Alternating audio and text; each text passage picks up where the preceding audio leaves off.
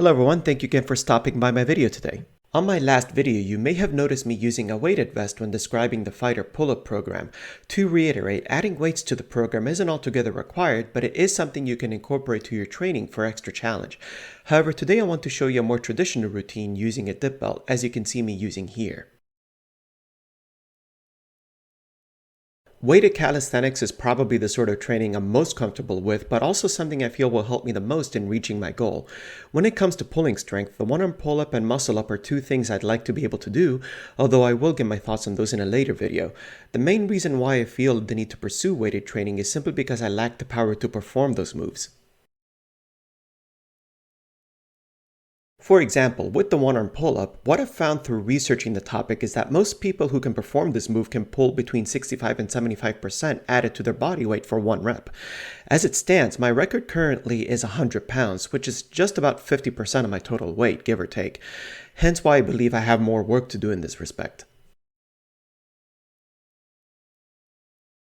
This session is primarily to prepare me for the long-term goal of improving my weighted pull-ups, starting with just 45 pounds for 5 sets of 5 before adding some additional weight.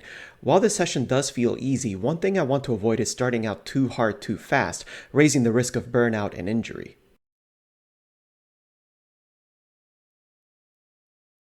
In retrospect, looking at my footage, I realized what I could have done differently here is to pause at the bottom of each rep as well as perform the reps more slowly. This is so that I rely less on momentum and more on actual strength to generate power, as the former will only go so far in letting me pull more weight.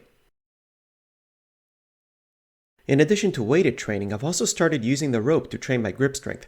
My lack of strength in this area was also a big part of what contributed to my finger injury some time ago when I was bouldering, so improving my finger and forearm conditioning should hopefully help to prevent that. Here, I'm simply doing some sets of assisted rope climbs to develop my endurance further, but in the future, I want to implement dead hangs from the rope and potentially also perform a max set of pull-ups on the rope to really drive the progressive overload.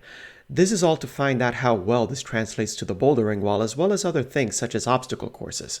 Once again, I hope you all enjoyed this video and thank you very much for watching. If you enjoyed this, please comment your opinions and feedback, do leave a like, share, and subscribe for more content to come, and I will see you in the next one.